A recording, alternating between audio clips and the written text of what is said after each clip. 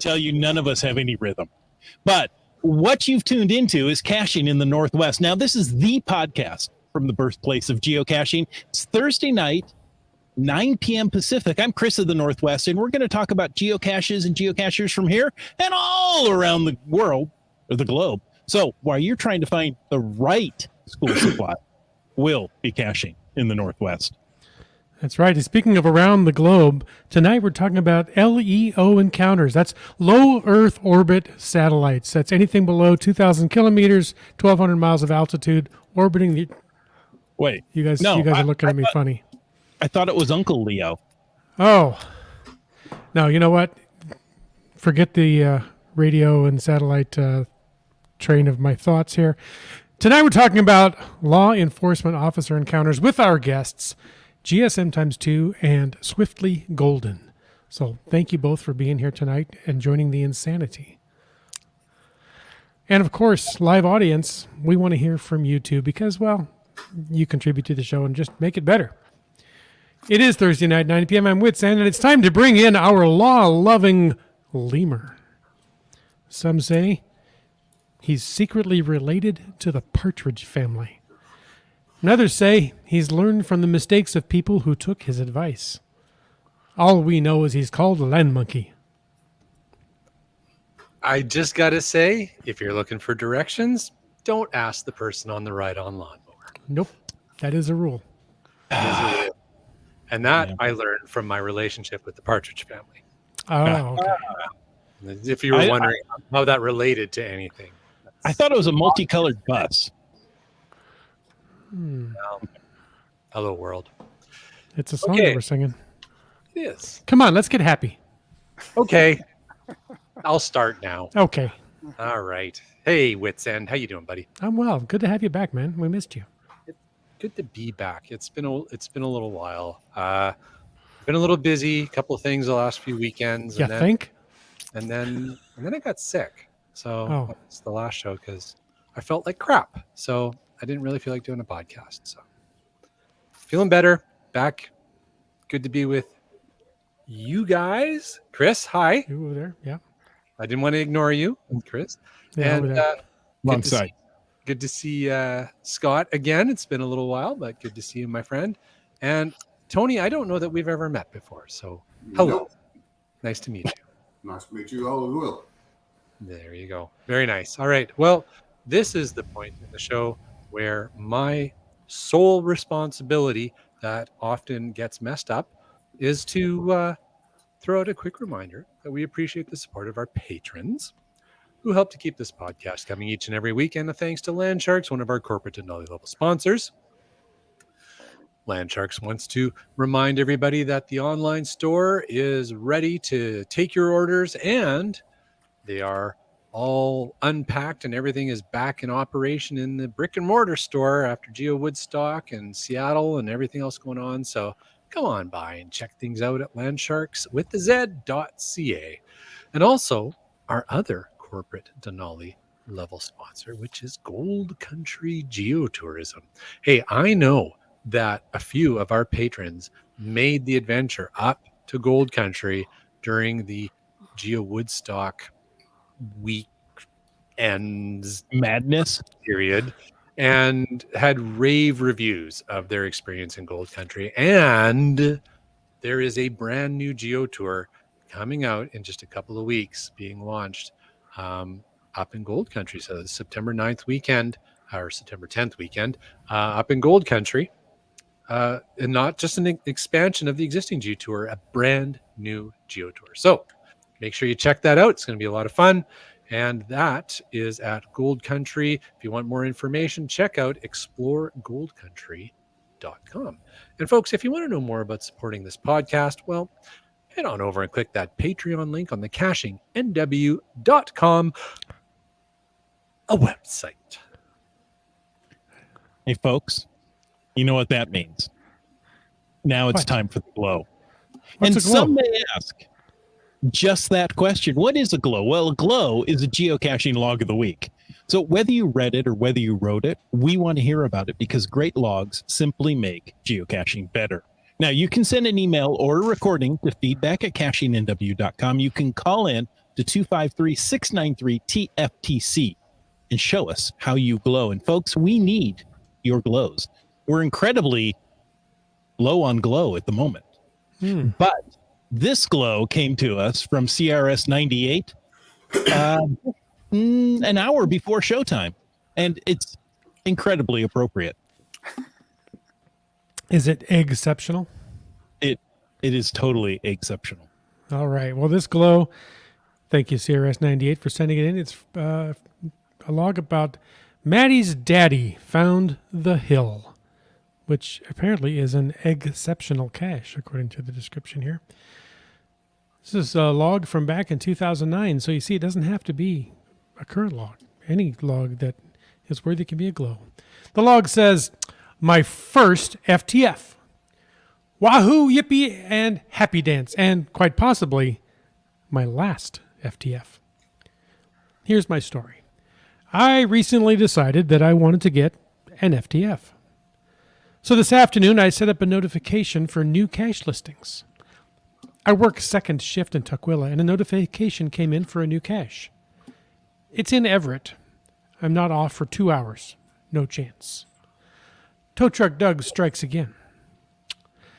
I leave work at 12:30 a.m. and head north. I get off the freeway on Shoreline to do a park and grab. This is an addiction, you know. While I'm signing the log, another notification comes in. I input the coordinates and I'm 2.6 miles away. Could it be? I have no map. I'm just following the arrow on my GPSR. I approached ground zero from below. Let me just pause and say, usually whenever I've done that, it's not right. Just, I found out that it should have come from above or vice versa. But anyway, he says, I lost my place in the log already. Here we go. Yeah. So I approached from below and began frantically searching the area. I was just waiting for that tow truck to show up. After about 10 minutes of searching all the logical places, I found the cache. Does your heart always beat like that on an FTF hunt? I signed the clean log sheet. Sorry about the blood. I did say I was searching frantically, and I took Travelbug XB 500 Rosie the Robot. I also took the cross. It may have been my guardian angel tonight. After re-hiding the cache, I started down the hill. I heard what sounded like an animal in the woods. Did I mention how dark it was in there? So I kind of ran down the hill. Near the bottom, I saw someone shining a flashlight at me. My first thought was, the cache owner's here to congratulate me on the FTF. But it was one of Mount Lake Terrace's finest police officers. He asked me to drop everything, put my hands on my head, and turn around. I told him I was geocaching and he'd never heard of it. A second officer showed up and I was handcuffed. As they ran my ID, I explained caching, and the second officer on the scene knew what it was. They told me they were watching this area because they'd been having some problems. I guess seeing me run out of the woods at 1:15 in the morning with a flashlight, a stick, Rosie the Robot, and a cross would look a bit suspicious. So to wrap it all up, my first day with email notifications, my first FTF hunt, my first FTF, and my first time in handcuffs. I think I might just leave this FTF stuff to Tow Truck Doug. Thank you, I think, Ayla, for the exceptional hunt. It was nice to meet you and your family at the Cloud9 event, my first FTF, a night I will never forget. Wow. Yeah, that's quite the FTF evening. Yeah. I have had law enforcement encounters, but never ended up in handcuffs. That's taking it to a whole new level there. Wow. Wrong place, wrong time. Yeah. Indeed. Yes. So this folks, came in from, sorry. Hey, just quick question. This came in from GSM times 2, right? Like, Scott, you submitted this? No. No, CRS 98. Oh, I'm sorry. I missed that. I Yeah. don't know why I thought elsewhere. So I am curious for CRS 98, how he came across this, if it was. You know, there was a story and there's more to it. Okay. There's actually kind of a tribute cache across this the event? way. Yeah. to this event that's called Up Against the Wall. That is awesome. All right. Yeah. Thank you. I appreciate you sharing that, Chris. Now, you were going to say something and I interrupted you so terribly. Well, I was going to say, for all of our single listener out there, if you wanted to add something tonight, use the hashtag LEO and put that right there in the chat, and our chat lackey will bring that to our special attention.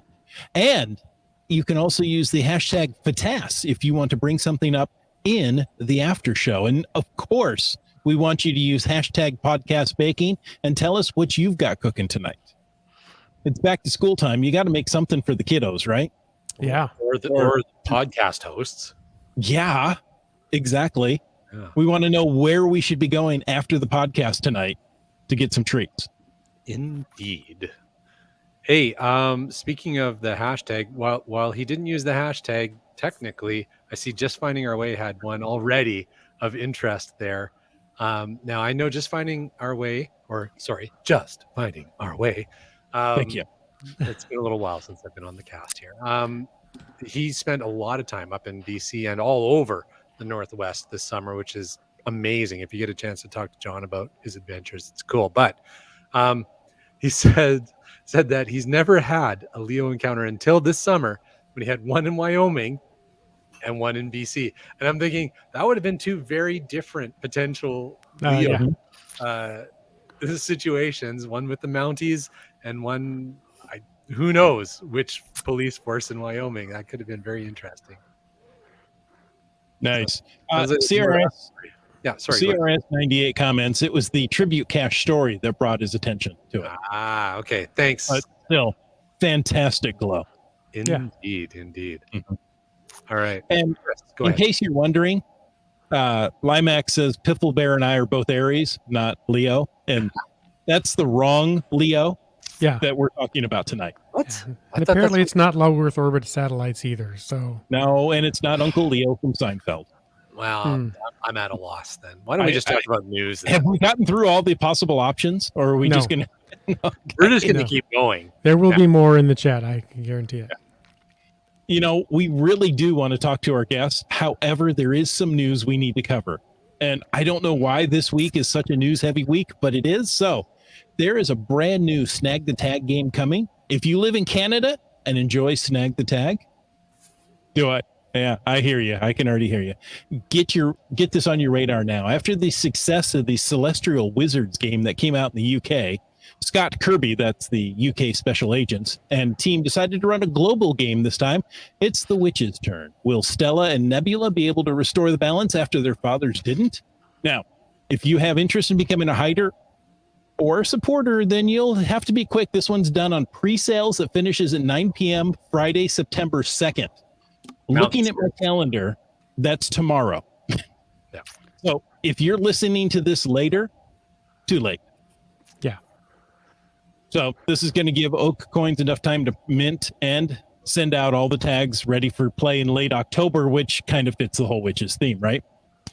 So you can order them directly from geoswag.com or head over to Snag the Tag, and you can do all that, worry about your shipping costs, and figure out how you can get 87 of these nice tags sent to you. So if you're enjoying Snag the Tag, head on over. There you go. Now, this is an article specifically about playing the game in Canada, because we don't always get the opportunity up here to play Snag the Tag. So we wanted to make sure we share that. That doesn't mean that this particular game is specific only to Canada. I'm not sure about that. So go and check. Well, Houston, Texas Dave ordered his witches. There you go. So what it means is that Canadians can play too for a change. So there you go. You just want to rub that in, don't you? Hey, dude, we don't get much. So when we get something, I'm not going to be shy. Hockey, maple syrup, Tim Hortons, Yeah. snow. Is there anything else? Tim Hortons and Justin Bieber you can have. Nanaimo bars. Nanaimo bars. Nanaimo bars. You have to come and visit to have Nanaimo bars. You can't have them. You can borrow them when you come and visit. All right. Oh, I didn't return the one I borrowed. Oh, well, honestly. Now you got to go back and return it. That's I right. guess. And yes, as Houston, Texas Dave says, and ketchup chips. Ketchup Ketchup chips. chips. There you go. All right. Well, hey, one of the things we did get is a Giga event. We got the North America's only Giga event this year. And Geo Woodstock finally took place. And folks, if you missed an opportunity to get or to order your GPS Adventure Maze products or your Geo Woodstock swag, watch for more announcements from Geo Woodstock coming tomorrow. If you missed the opportunity to order or to actually buy some GPS Adventure Maze product, there will be an opportunity to place an order before September 5th at the geowoodstock.com/shop site. So if you go there right now, you can place an order if there's still some GPS Adventure Maze product you would like, because the order gets placed on September 5th. And if you don't place your pre-order before September 5th, you ain't going to get none. There's a limited quantity of other Geo Woodstock product that's available on the site. But hey, the Geo Woodstock organizers, we've got to give that URL to the next planning team, because we know where the next Geo Woodstock's going to be now, and they've only got a few months to get it going there. So we got to hand that URL over, help them out, and that means we got to hurry up and finish up our sales. So if you're interested, go check it out, and limited quantities, get on it. Now, Land Monkey, before we go to the next one, we've got people saying they need a Nanaimo bar and that they love the butter tart. So can we put in a food order as well? Not at geowoodstock.com/shop, but I'll tell you what, if you come up and visit me, I know exactly where you get I know where we source the Nanaimo bars, and I know where we source the butter tarts. So if you're nice to me and you come up and visit and go caching with me, I'll get you hooked up. So it's all about you. Yeah. Okay. Did something change in the last 3 weeks? Well, we were hoping, but apparently not. I won't tell you anything we said last week. No. Perfect. I will listen to the podcast. All right. Well, hey, more news. There were new adventure labs granted. Oh, yes. There weren't enough out there, and a few people have been granted the privilege of hiding some more. I've been enjoying them lately. They've been good. The recipients that were chosen got an email that read, in part, "Congratulations, because you met the latest incentive deadline to create a public adventure. Geocaching HQ is giving you the opportunity to create 2 additional adventures for the global community." They selected geocachers from those who created 1 or more public adventures, who have no credits remaining and have not yet received 2 credits. So some people were chosen, and that means they can create 2 additional location-based adventures, each with up to 5 locations.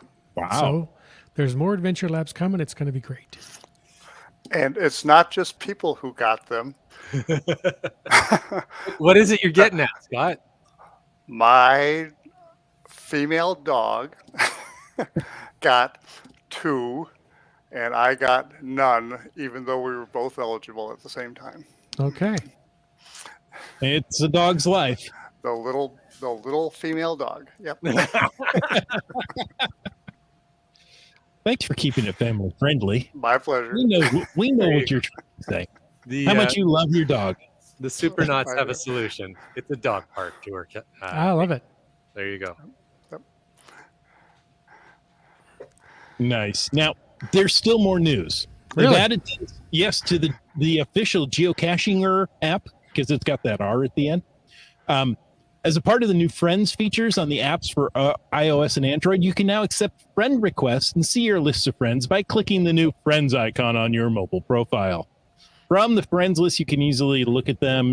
It makes phoning a friend so much easier. Now,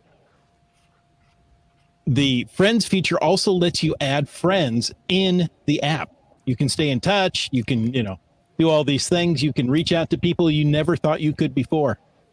And it's really easy to add somebody as your friend. If you go into the Geocachinger app, you can open up your profile and tap on your profile icon. From the expanded profile, tap My Code to make a QR code appear. Then you have a new geocaching friend scan that QR code and send you a friend request, and you can accept it right there and begin your friendship. That sounds complicated. 4 steps. Making friends is hard, Jim. Yeah. Yeah. And your first name dot your last name stroke. You never mind. Yeah. I'm sorry, stroke your what? Your domain name. I mean, Yeah. it's, you know, Obviously. any subdomain goes after the stroke. Isn't that where it goes? All right.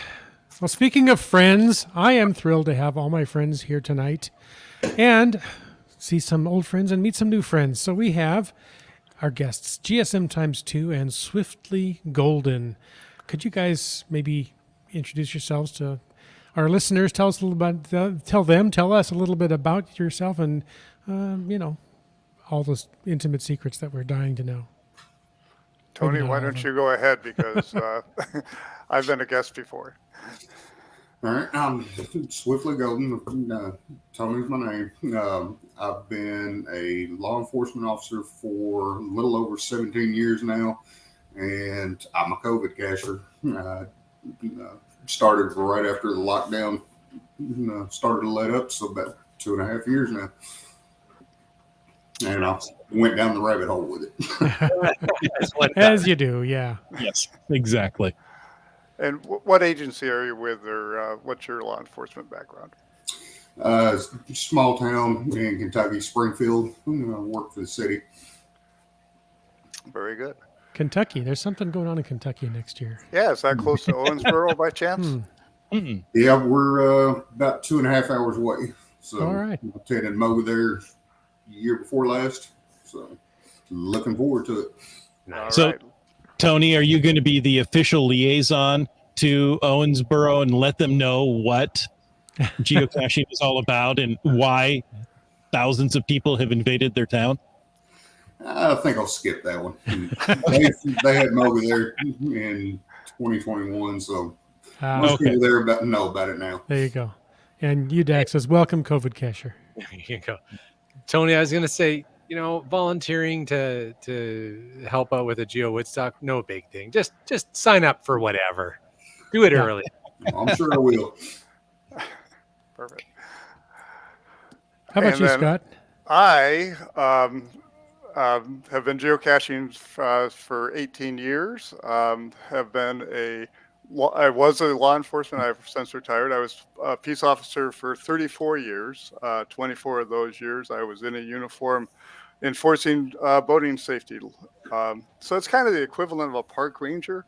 And I think that's between the two of us. I think we got a real good background of for Mhm. law enforcement.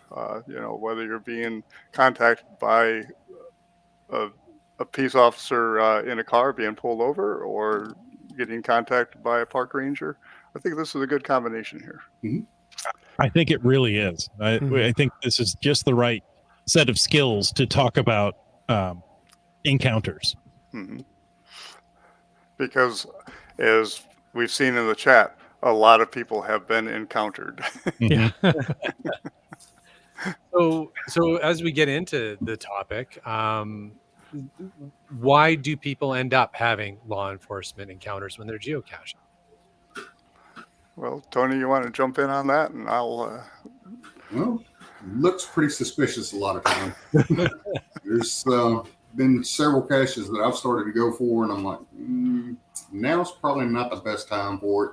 Especially, somebody comes out of the middle of nowhere, out of a bunch of bushes at 2, 3 o'clock in the morning, like it is when I go a lot of times. Just going around different buildings, a little closer than we think they should be, especially if they're closed. Mhm. There's a lot of different things. Drugs, drug activity. Yeah. And actually, as we were preparing, or I was preparing for this, I thought there's a lot of similarities between geocachers and law enforcement officers. They are formally trained, or we are formally trained on, looking for things that are out of place, things that are suspicious, things that don't just look right, like geocachers do when they're looking for geocaches. Just, that just doesn't look right, or that looks suspicious. There's, a pile of rocks on top of that tree that shouldn't be there, or So I think I think Tony probably has great skills to be a geocacher. So I would say so. now this prompts an interesting question for me, Tony. If you're fairly new to geocaching in the last couple of years, Did you ever, prior to becoming a geocacher, come across a geocache because you saw something that looked out of place or looked suspicious and you went and investigated it? There was a couple of times that I seen people around a guardrail and kind of thought maybe they were broke down or something. And by the time I made a U-turn and went back, they were pulling off. And now I know what they were doing there because I've been catching those specific spots. I've gotten the caches that are there. So my area that I work in, that's basically all we've got here in our city limits is on the guardrails or on the signs. Currently, I'm working on changing that in our area, so let's see what we can do. Nice. Very, very, Nice. this might. Oh, Well, let go ahead. me. So this would be a good time for me to interject.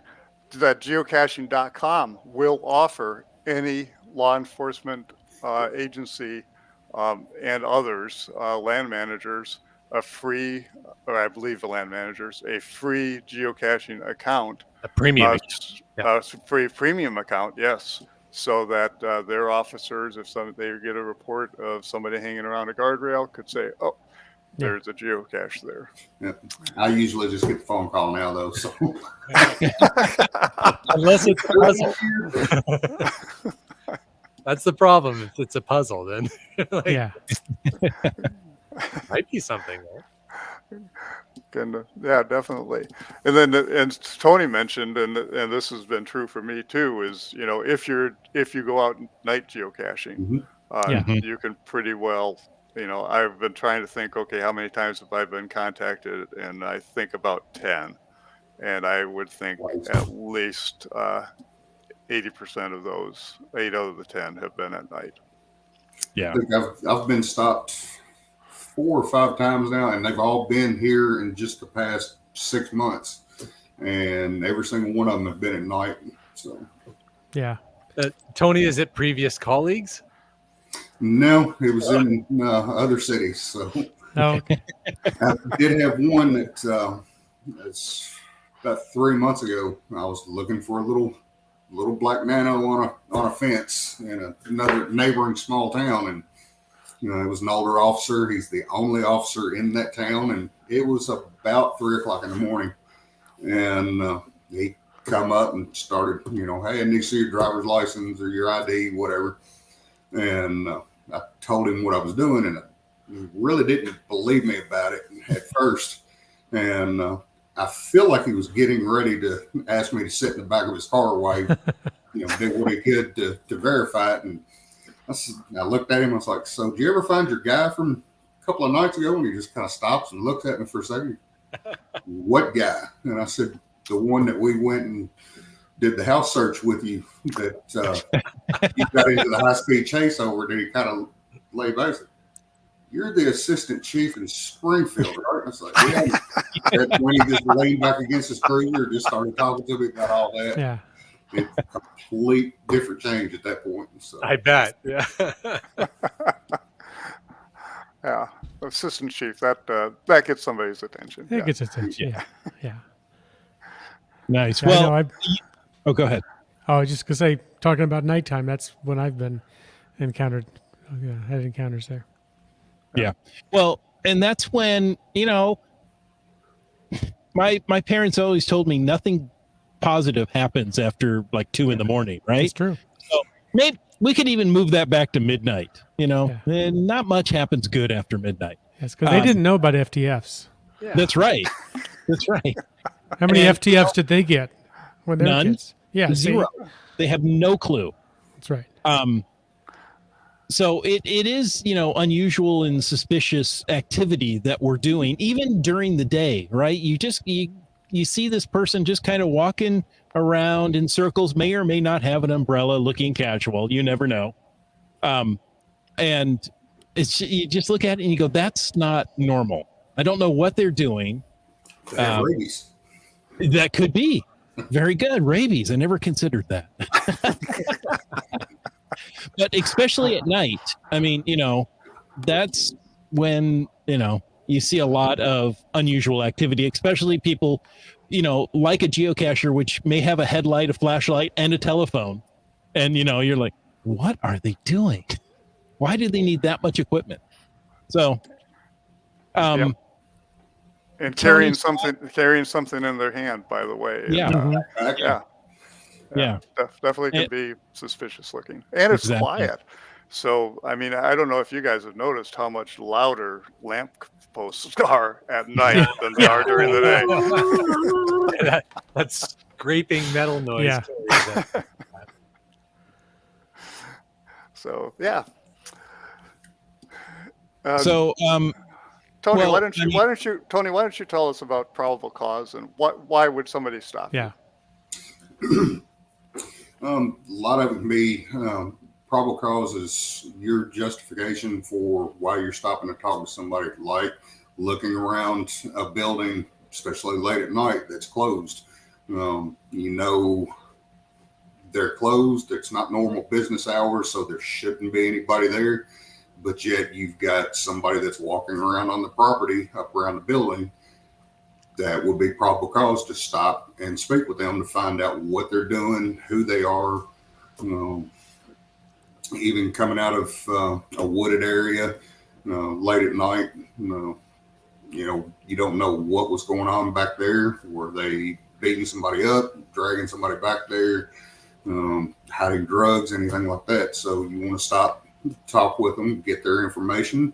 A lot of times you can tell if they're doing something wrong by how nervous they are, different things like that. So you do want to stop and speak with them about it.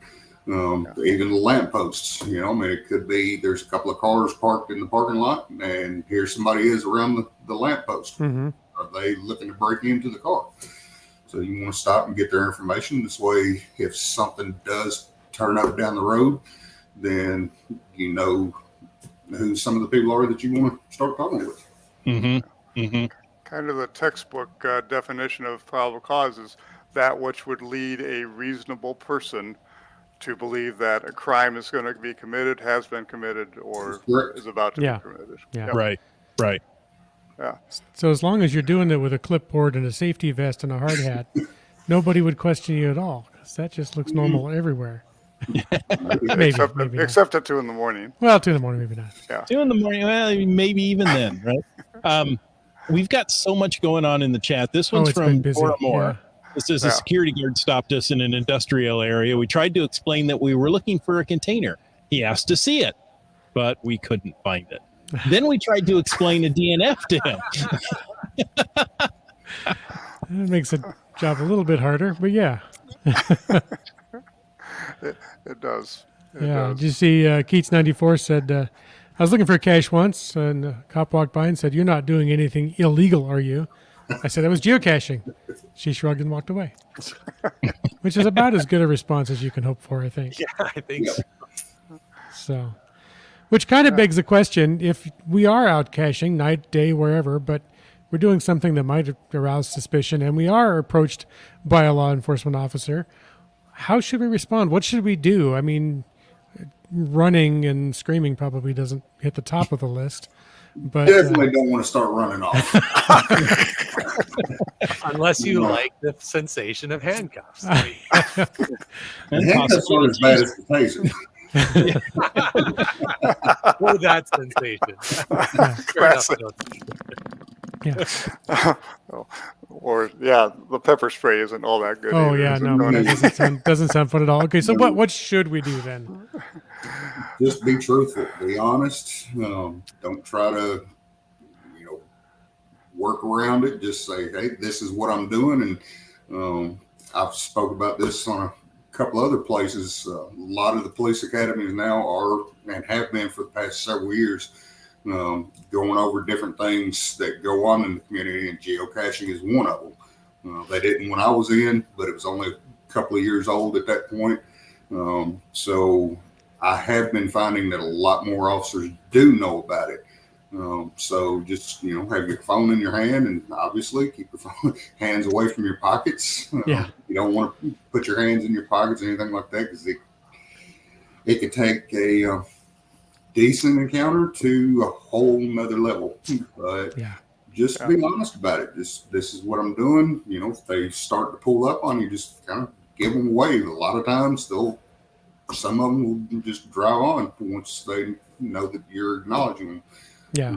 And like I said, mainly just be honest about it. I think my best advice is listen to Mhm. what he has to say and Don't argue. react to what they're asking for. You know, if they Exactly. are, you know, keep your hands visible. This isn't the time to say, oh, wave your GPS in front of them. Don't do that. Listen and then respond to what they're asking, you know, what they're telling you to do.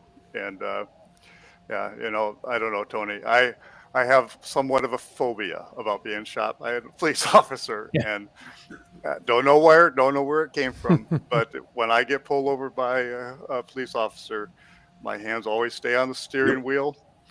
I don't unroll the window. I don't do anything. My hands just stay on the steering wheel until he comes up and, you know, tells me what I've done wrong.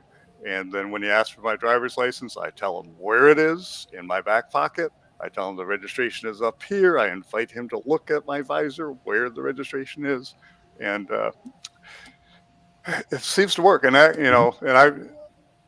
I've never talked myself out of getting a ticket. I have been kind enough to not get tickets because I've made him feel comfortable. Yep. I believe. And it goes the same with person-to-person contacts. You know, if you're not in the car and you're just out walking around looking for a time, you know, just make sure your hands are visible. You know, no quick movements, no movements toward your pockets.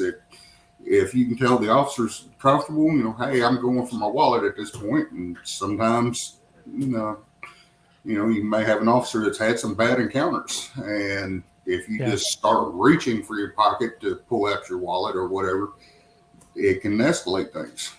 Mm-hmm. So That's really interesting advice. So I appreciate you guys sharing that. It's the listen and respond, the keeping your hands visible, and the no sudden moves. I mean, once you say it, it seems obvious, but those aren't things I would have thought of. The tell the truth definitely makes sense to me, and that is sort of had been my de facto approach in the past. And the other thing that I've done is just like, okay, take a couple of deep breaths myself, just calm myself down, because personally I find being approached by a uniformed police officer a very stressful event. So Yeah.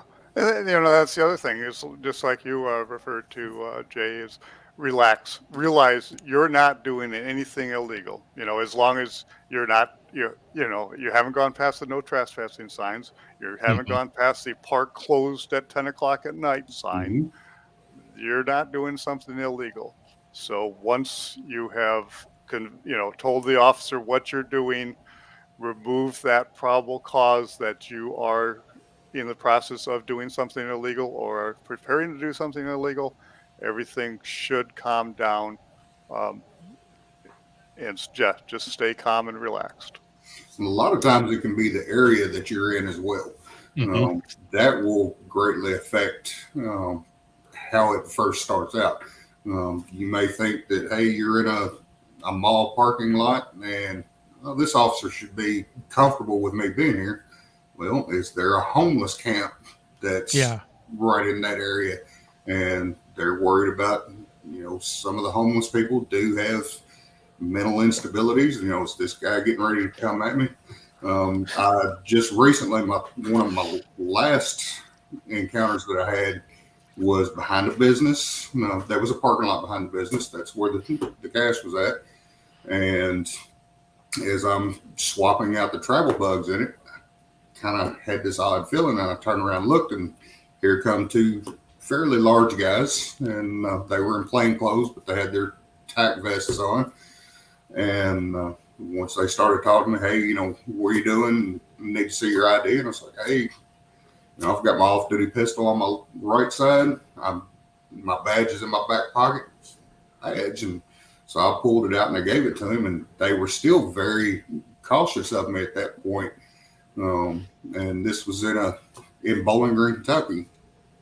And it took him a while to kind of come down and start talking with me and be like, I'm ready to relax. And what it turned out to be is they're this exact spot, even though it looked like a nice area, It is where a lot of stolen cars from Nashville had been dropped off after they've been stripped. And they had gotten word that supposedly these people may have some kind of official government IDs on them. And it got to the point where he was asking me, questions about the academy, about what instructors I had. I'm like, man, that's almost 16 years ago. I think my coordinator's name was this. And finally, he asked what class I was in. And I told him, and then that's when they both kind of relaxed, because they were both had graduated to class 3 or 4 classes under me.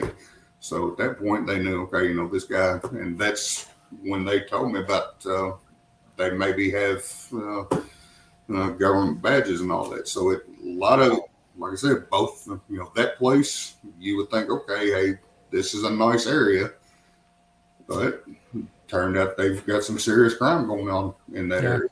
There's often a lot more going on than we know about. Mm-hmm. So, it's just, and police officers, the ones I know that are friends with, and I'm pretty sure it goes for almost every cop. I'm going to say every cop. I'm just going to go out on a limb and say every cop out there wants to go home at night to their family.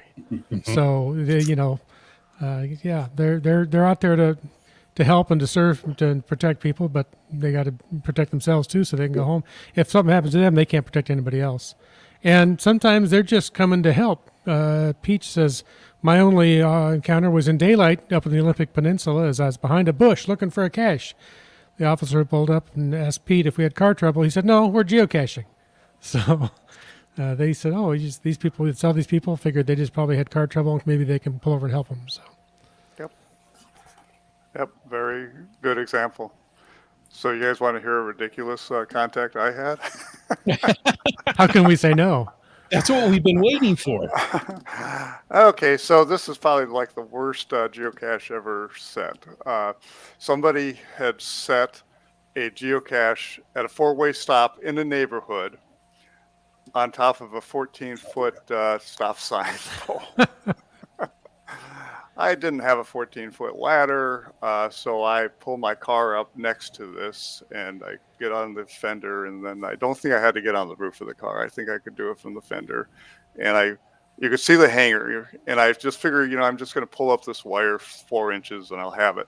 Well, it didn't. I wound up being an entire hanger, and I lifted it up, and now I'm off balance, and I jump off my car with the hanger still way up there. And now I guess I'm going to go get it now. And so I climb on my car again, jump off my car, get in the car. Just as I'm sitting there opening and signing the log, officers come from 4 different directions. and I figure, okay, they haven't contacted me yet, so I have a choice. I could just drive away, or I could just sit here and let them come to me, because they're going to come to me. So Tony, what do you think I did? I took your advice and just sat there quietly, rolled down the window and waited for them to approach me. And I explained what I was doing. He did ask to see inside the container, which I had already seen that there was nothing in there. So, quietly gave it to him. And then what had happened was there had been a geocache there 20 minutes beforehand, attracted the attention of the neighbors. He drove away, and I drove in. Wrong place, wrong time. You should have been FTF, and then it would have been okay. The next guy would have got it. And I did tell the officer, this is the most ridiculous geocache I have ever seen. Why don't you just let me take it with me away, and you can tell the neighbors that the problem has been resolved. And so it ended well. Good. Wow. Guilty by association. There you go. Yeah, by proximity. MC3 Cat says, my first and only encounter was several years back at the original Stash Plaque in Oregon. Now, with all the traffic here in the Northwest, we all know there's not a lot of place to park right there. It's on a turn. So there were 3 cars parked at the location. A sheriff pulled up. He thought there was an accident. But logical assumption. people are geocaching. Yeah. We don't care if we have to block traffic to go get a geocache. We're going to do it. Cool. So yeah, okay, so I'll ask each of you if we have time. Share a story. Well, let's see. Chris and I were out caching once around Tacoma at night, near a closed business. That probably checks most of these boxes off so far, right? In fact, I want to say this is the only one. It's the only one I can remember. And it was a car dealership. The cache was some little nano something, but it was out at the sidewalk of the dealership. Had a low sign. It was just 2 or 3 feet off the ground at the driveway with the name of the car dealership on it. And it was one of these ones with 3-dimensional letters. So there were all kind of little nooks and crannies and hollow spaces where anything could be in there. So I was kneeling down with a flashlight or something and poking through and looking at all these little places. And I think Chris had pulled in the driveway of the thing. The gate was closed, but there was room to pull off the street. So we were off the street. We were, I was, like I said, I was there, and I was poking through there.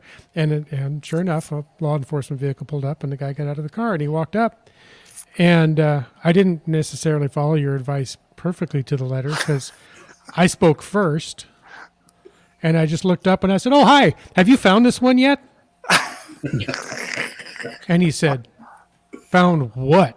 I'm like, "The geocache, duh. What do you think we're doing?" Or something along those lines. It may not have been those words. And I think Chris really wished he hadn't been caching with me that night.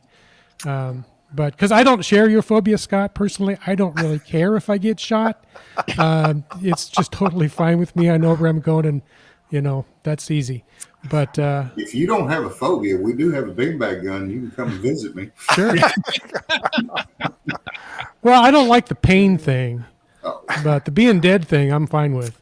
But it also all ended well. We were able to explain that it was geocaching, and like I said, thankfully we weren't trespassing on the property. I guess technically, if you call the sign and the planter out front, but we were just off the sidewalk there. I wasn't up near a car. I wasn't up near the building. I think Chris has a different side of the same story, but the building we were in front of, it was a shared driveway. Was like a school union office, right? So very innocuous, but it did share a driveway with a BMW dealership. So, right there is, okay. And I was like, oh, there's a cop coming. Okay. Just, wait for him to talk. Hey, have you found... That's not the way you're supposed to start a conversation. Well, I just assumed. I mean, aren't all law enforcement officers geocachers? They should be. Yeah. I mean, they can just pull up, stop with all the dually lights going, and search anywhere, right? We talked to the guy that was running the parks department up in Mount Vernon, and he had all kind of cache. He goes, "Yeah, it's great." He goes, "I can drive right down the sidewalk in the middle of the park, turn on all my flashy lights, and hide the cache, and nobody questions me because I belong there." So, yeah. So anyway, I thankfully Chris still gave me a ride home that night. And I was going to let somebody else give you a ride home in the back of the car. I am making a note. Do not go geocaching with Wits End at night. Since then, it's been fine. I've had another one at an industrial park, looking. It was towards dusk, so it wasn't dark yet. But, sure, I look suspicious, poking around bushes, looking around all the, the gates that keep the parking lots closed off. Yeah, I can see why he pulled over and said, here, I'm geocaching. I haven't found it yet, but here's my license if you want to run it. Oh yeah, I want to do that. Okay, I'll wait. So, Land Monkey, did you want to add one?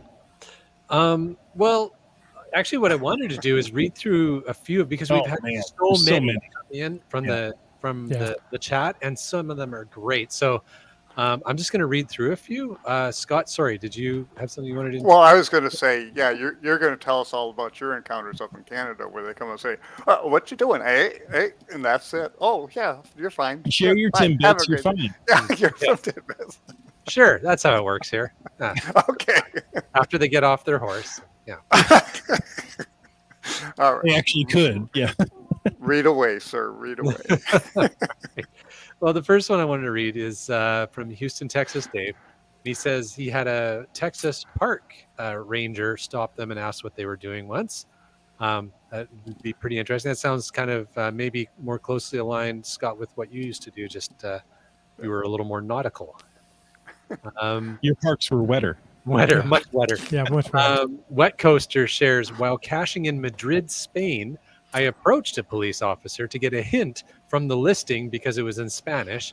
He didn't understand English, but eventually I found the cache. So it's like he went out looking for a law enforcement encounter. That was a reverse encounter there. I like it. a little different.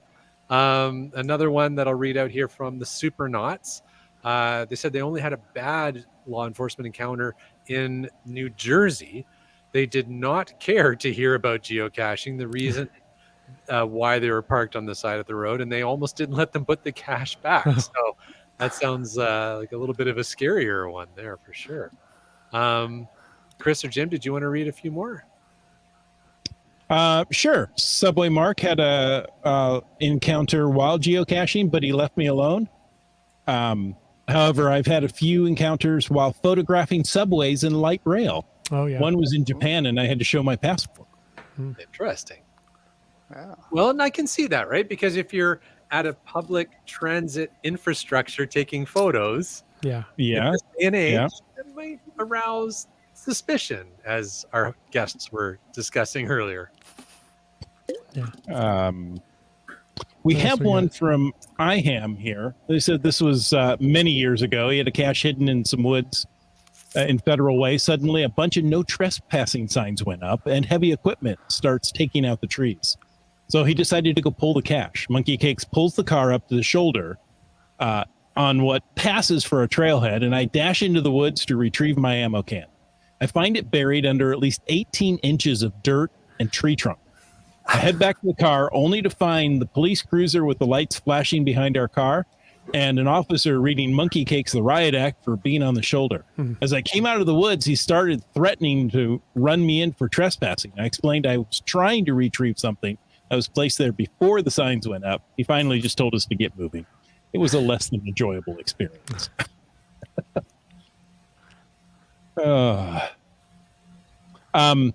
A few years ago, this is pre-COVID, so I mean, you know, that's like 1 or 8 years ago. I can't remember. Time just doesn't work the same. In Portland, once a month they had an event called Caching with a Cop, and it was a policeman who was a geocacher, and his Tony, if I'm using the right word, his sergeant, his commanding officer, allowed him to use the meeting room to hold geocaching meetings on a weekend. So you would do that, and then, you know, you have a quick little geocaching meeting and then go out geocaching. I was like, oh, this is cool. And we went out along a levee there near a river, and we all parked on one side, and we were going to cross the street, you know, busy 4-lane road. And he's like, this isn't going to work. Hold on. He goes back to his car, pulls it out into the middle of the street with the lights flashing, and says, okay, everybody cross now. And then backs off. I'm like, See, that's like the most Mount Vernon effective Parkway. way to Yeah. do it. I don't know if you saw Area 54321's comment right Yeah, there. that was a good one. I haven't gotten there yet. Oh. I was walking to my car doing a night cache in Maryland, and there was a cop, lights flashing at my car. Once I got back, he said, I had to pull over because your trackable code is too small. So, That is a good story. yeah, that's a good story. Of course, That's there is the the other side to it. It's also fun as a geocacher who's a police officer that sees somebody getting a cache, pull over and mess with them a little bit first. Sure. There's been a couple of people that I've seen getting some of the local caches and stopped and made it out as a usual, you know, stop talking to them and kind of, so you're hiding dope here, right? And mess with them a little bit like that for a minute before, you know. No, not Here's me. now, I know what you're doing. I had a geocache on the dock right below my office, and yeah, it's hard not to mess with them a little bit. Yeah. Too much fun. I'm going to read another few if you don't mind, Chris. Please. Okay, go ahead. There's just so many great stories here, you guys. There really are. So CRS98 shares. I had a law enforcement officer stop and check on me at a guardrail cache. Sorry, I'm decoding the acronyms as I go here. He said he really wanted to check my license plates. My plate at the time was 951 USA, and his badge number was 951. So there you go. That's kind of a neat story. He just wanted the plates. Yeah, to go with the badge, yeah. I'm going to skip the Nanaimo bars for the moment. Let's see. There's a story from Start Cacher, but I feel like the beginning of the story is missing here. Well, Start Cacher also says if you're having an encounter at night, turn off your headlight so the bright light isn't shining in the officer's face. Let them shine their light in your face. Yeah. Here, I'm going to jump down to the one from Brian because I can't find the start to start. Oh, I found the rest of it, I think. Oh, did you? Okay, why don't you go ahead. So maybe if I'm right, it says I used to be able to say how many law enforcement officer encounters I had while caching, but I lost count several years ago. My latest was a couple of weeks ago while parked by a culvert grabbing a cache. The county deputy pulled up as I was heading to the car. He stopped to see if I had car troubles. It was the county where Midwest Geobash is held. Most of the county law enforcement officers know about caching. He said he knows they're all over the county, but he'd never seen one looking in that spot. So, is that the right story that you're looking for? That is the one. Thank you. Okay, good. Much, sir. I'm going to read the one from Brian Lang. He says, my only law enforcement encounter was while playing a different location-based game, which shall not be named, late in the evening in an industrial park where no one was around except me and the law enforcement officer. Again, a scenario where what could possibly go wrong? Yeah, that's right. Have had a couple times where there's been a law enforcement officer parked, doing his paperwork and all his official stuff, and you make the decision. I go up to him and I say, I am going to go geocaching, and you're parked right next to it. And and again, now in 2022, many more officers are aware of what's going on than they were in, let's say, 2005. There you go. There's a local municipality here that has geocaches hidden at the police stations. Nice. Yeah. So, In the process of putting one in here myself. Nice. Very Awesome. cool. Hey, I think this is a follow-up. We mentioned MC3 Cats earlier, who had the several cars pulled over at the original stash plaque. And the sheriff pulled up. He said, we ended up explaining geocaching to the deputy. It turns out he had just assigned to the county search and rescue team and had a brand new Garmin Rhino. They helped him get familiar with how to use it. Nice. So nice. Awesome. Houston, Texas, Dave shared, and I think this maybe is related to the earlier comment about park rangers, but said he was geocaching with another cacher at a wildlife refuge area. A park ranger asked us what we were doing. We showed him the geocaching app. A cop pulled up at the same time, but they were nice. Here you go. That sounds like that ended well. yeah. What else have we got? This one's kind of interesting. Just finding our way. My stop at Spence's Bridge was in part because the officer wanted to see my driver's license. He'd never seen an Arizona driver's license. So I was parked leveraging the cell connectivity to log my day's caches. Okay, so he was up near Spence's Bridge. So this would have been the RCMP encounter that we were alluding to earlier. He was pulled over at the edge of data, because we know up in Gold Country there are some stretches where you're going to have a hard time getting data. And I guess the officer saw his plates and was like, oh, let's go check this out. That's a fun story. I like that. Don't get too many Arizona license plates up at Spence's Bridge, I don't think. No, I wouldn't think so. Probably not. I want to read this one One From more, because we've Line. already hit an hour. Okay, I want to read this one from Cash Line because it relates to what Tony and Scott were saying earlier. Yeah, I saw it too.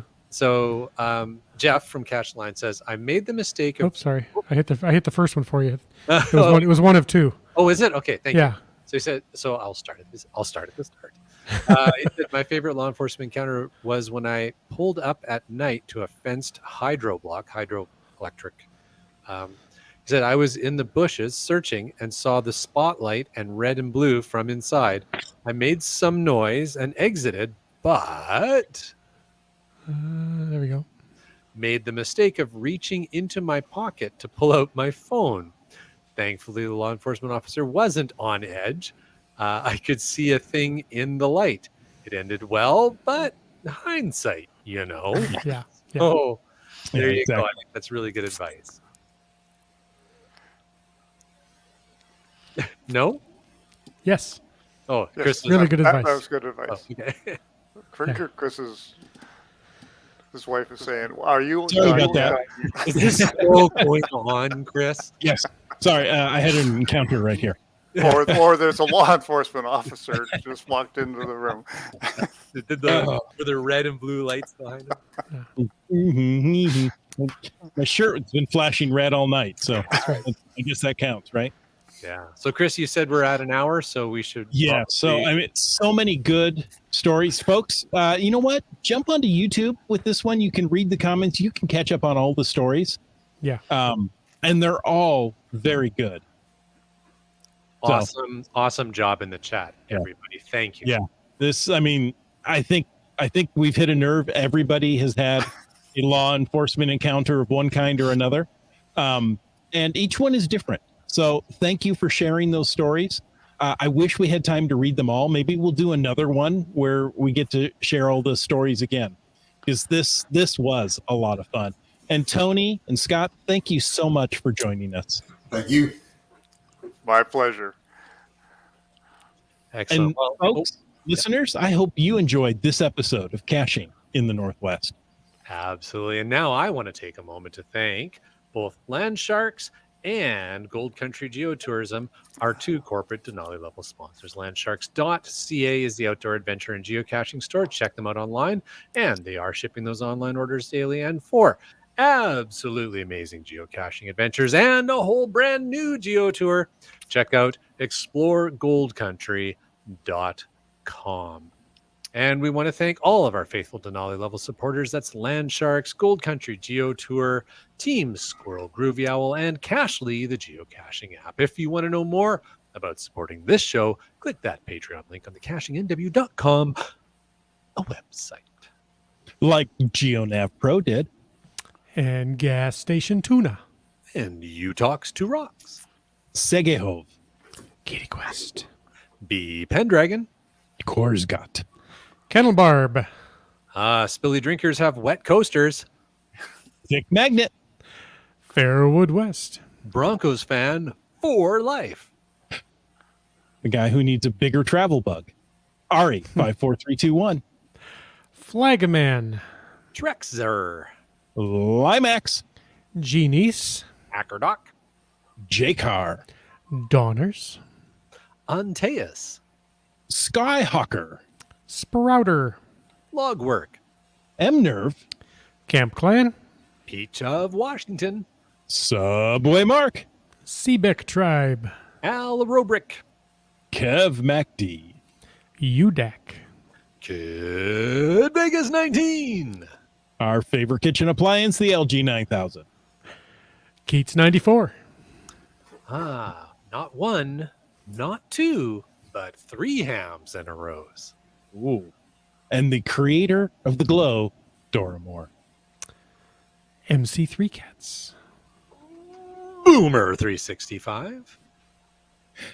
Hey, how about GSM times 2? Hey, I know him. Yeah. Thanks, Scott. How about just finding our way? Indeed. How about green words? How about the glow contributor, CRS 98? And wrapping it up with Team Noltex. All right. Well, we thank all of them, and we thank you guys, Tony and Scott, for joining us tonight. If people had any questions or wanted to get in touch with you directly, do you have a way you'd like them to do that?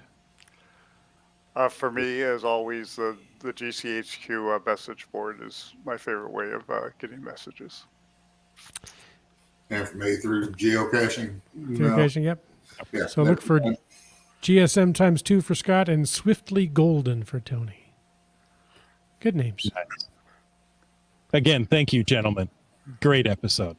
And pleasure. folks, thank you for taking the time to listen to this episode of Caching in the Northwest. Your support helps keep the quality shows coming. If you like the show, please click the Patreon link on the cachingnw.com website. Now, if you didn't like the show, let us know. I don't know how you would have liked this one, but let us know what you want us to talk about. In either case, please subscribe on Apple Podcasts, Google Podcasts, Stitcher, iHeartRadio, Spotify, and more. Subscribe and give us a review. Now, if you were in a restaurant, you would give us a tip. If you were in a live audience, you would clap. But since you're on a podcast, boy, this is going to be tough. Leave us a free, fast, fabulous, fantastic 5-star review. You can also call into 253-693-TFTC and leave us a comment, ask a question, or thank a law enforcement officer any time of the day or night. And of course, you can email us at feedback@cachingnw.com. Join us every Thursday night at 9 p.m. Pacific for a live show and chat. And this chat was pretty live. It was. The show's produced by Chris Umpenauer, Jim Paulwitz, and Jay Kennedy. It's licensed under a Creative Commons Attribution License 3.0, something like that. Copyright 2022 by Chris Umpenauer. And folks, I ask you to stay tuned for The After Show. Whew, It's been a long Little week there. night. We did it. We made it to the after show. There's a couple fatasses. One of them is the new Keats 94 geocaching adventure goes live at 10 a.m. tomorrow. Keats Island time. Now, if he scheduled it for 10 a.m., and that's the time he always scheduled it, he's not doing Keats Island time. He's doing, mainland time. It was good to be back finding new caches on the island that shares my name. There's an island called 94. 94, yeah. 94 Island, yeah. It's at latitude 94. Oh, okay. Yeah. No, Keats Island. It's just off the Sunshine Coast in British Columbia here. So Very there you go. Well, I Now wouldn't have you're known it. educated. Yeah. Now I got to go there just because. Well, now you got to watch the episodes so you have context. Yeah. Oh, that would help a lot, wouldn't it? Yeah. Speaking of videos, Komikino's geocaching anniversary video will go live tomorrow afternoon. Happy anniversary, Komikino. Although Yeah, I'm Nice. great. probably talking about the 20th anniversary event, but I think it's way more fun to just say it's his anniversary of geocaching. There you go. I was looking through geocaching news, and I thought I saw Komakino's name, but it was Kokomo instead. A Kokomo man. And I'm like, yeah. Komakino. Oh wait, no, that's not what I'm reading. I had to read it twice. Yeah. So folks, thanks so much. And until next week, get out and get caching in the Northwest.